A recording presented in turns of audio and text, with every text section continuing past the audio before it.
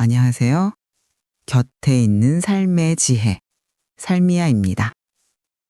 지난 살미야 1편에서 우리는 세상에서 가장 강한 힘은 단단함이 아니라 오히려 부드러움에 있음을 배웠습니다.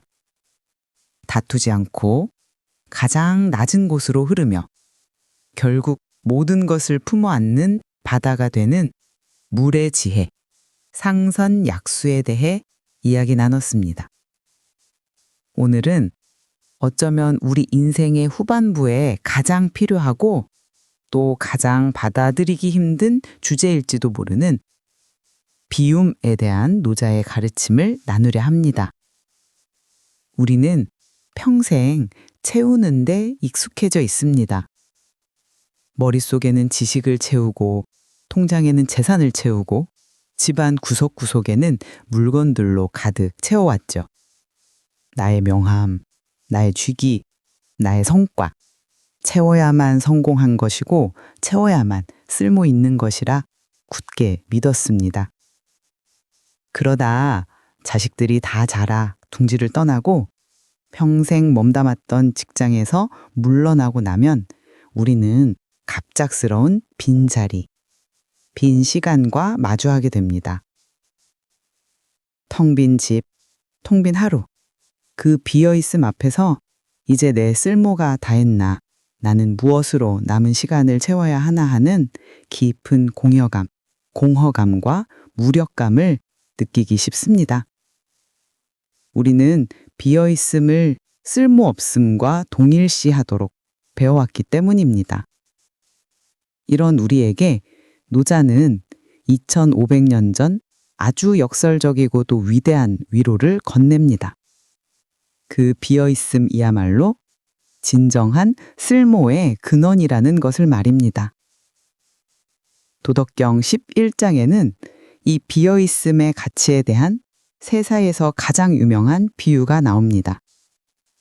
30복 01곡, 당기무유 차지용, 30개의 바퀴살이 하나의 바퀴통에 모이지만 바퀴통에 비어있는 그 중심이 있기에 수레의 쓸모가 생긴다. 차코 유의 위실, 당기무유 실지용. 문과 창을 뚫어 방을 만들지만 그 방에 비어있는 공간이 있기에 방에 쓸모가 생긴다. 고 유지이 위리, 무유오지이 위용. 그러므로 있음이 이로운 것은 없음이 쓸모가 되기 때문이다. 노자는 이 짧은 글에서 있음과 없음의 관계를 완전히 뒤집어 버립니다. 우리는 있음에만 집중했지만 노자는 그 있음의 가치는 오히려 없음에서 나온다고 선언합니다. 가장 쉬운 예로 우리가 매일 사용하는 찻잔을 생각해 볼까요? 우리는 찻잔을 할 때 그 찻잔의 재질이 얼마나 고급스러운지, 그 찻잔의 무늬가 얼마나 아름다운지, 즉 있음의 가치를 따집니다. 하지만 만약 그 찻잔이 아름다운 도자기로 꽉 채워져 있다면 그것은 찻잔이 아니라 그저 도자기 덩어리를 뿐입니다. 우리는 그 잔에 따뜻한 차 한 잔을 담을 수 없습니다. 찻잔이 찻잔으로서의 쓸모를 가지는 유일한 이유는 그 안이 텅 비어있기 때문입니다. 그 비어있는 공간이 차의 향기와 따뜻함을 품을 수 있게 합니다. 방도 마찬가지입니다. 우리는 멋진 벽돌과 튼튼한 기둥, 아름다운 벽지, 즉 있음으로 집을 짓습니다. 하지만 우리가 사는 곳은 벽과 벽 사이의 비어있는 공간입니다. 만약 그 방이 값비싼 가구와 물건들로 꽉 차 있어서 발 디딜 틈도 없다면 우리는 그 방에서 편히 눕거나 쉬거나 가족들과 둘러앉아 이야기를 나눌 수 없습니다. 당이 비어있기 때문에 쓸모가 있는 것입니다.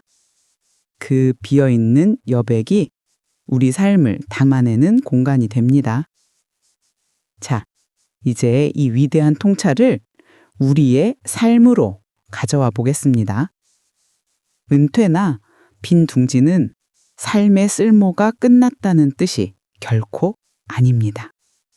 오히려 그동안 가장으로, 엄마로, 직장인으로 너무나 꽉 채우고 사느라 돌아보지 못했던 가장 소중한 것들을 담을 수 있는 거대한 여백이 생겼다는 신호입니다. 그동안 우리의 삶이라는 찻잔은 해야 할 일로 꽉 차 있었습니다. 가족의 생계, 자식의 교육, 회사의 업무, 그 꽉 찬 잔에는 하고 싶은 일을 담을 틈이 없었습니다. 나 자신을 담을 공간이 없었습니다. 이제야 비로소 그 비어있는 자리에 우리는 새로운 배움을 담을 수 있습니다. 젊은 시절 하고 싶었지만 먹고 사느라 미루어둔 악기나 그림이나 혹은 인문학 공부를 시작할 수 있는 여유입니다.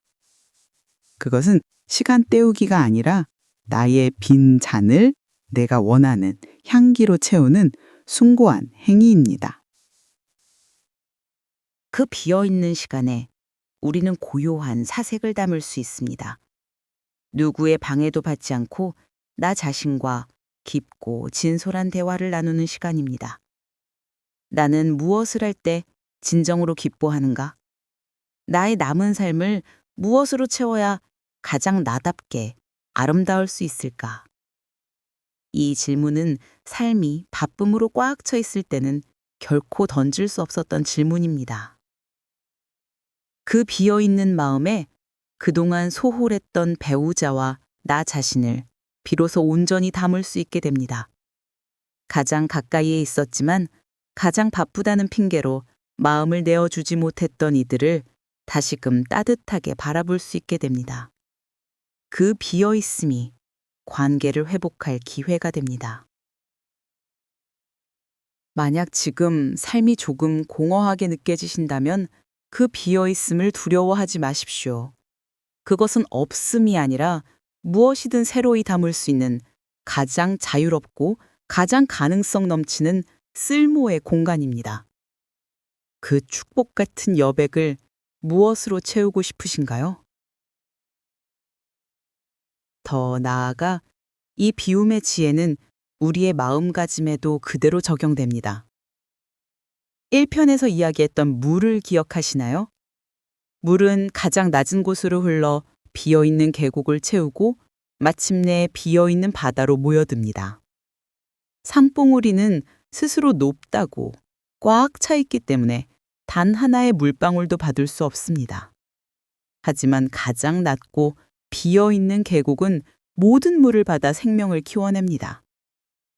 우리의 마음도 내가 옳다는 아집으로, 내 경험이 최고라는 편견으로, 내가 왕년에 하는 자만심으로 꽉 차 있다면 우리는 그 어떤 새로운 지식도 받아들일 수 없습니다. 다 자란 자식의 조언도, 배우자의 진심 어린 충고도, 요즘 시대의 새로운 지식도 그저 내 단단한 마음에 부딪혀 튕겨나갈 뿐입니다. 그런 꽉 찬 사람은 결국 외로운 산봉우리가 될 뿐입니다. 마음을 비운다는 것은 스스로를 바보로 만들라는 뜻이 아닙니다. 오히려 나의 찻장을 비워 타인의 이야기를 온전히 담아낼 수 있는 공간을 만드는 것입니다. 그것이야말로 1편에서 말한 모든 것을 받아안는 바다와 같은 어른의 모습이 아닐까요? 비어있기에 모든 것을 담을 수 있는 진정한 어른의 쓸모입니다. 오늘 삶이야 2편에서는 비어있음의 쓸모에 대해 이야기 나눴습니다. 비어있음, 무는 아무것도 없음, nothing이 아니라 무엇이든 될 수 있음, everything이라는 노자의 위대한 통찰입니다. 그것은 공허함이 아니라 새로운 삶을 담아낼 가능성의 공간입니다. 우리는 이제 물처럼 낮아지는 법을 알았고 비어있기에 쓸모가 있음을 알았습니다. 하지만 우리가 이 비어있음을 기꺼이 받아들이고 새로운 것들로 그 공간을 채워나갔다 해도 삶에는 또 하나의 가장 어려운 관문이 남아 있습니다. 아름답게 마무리하는 법.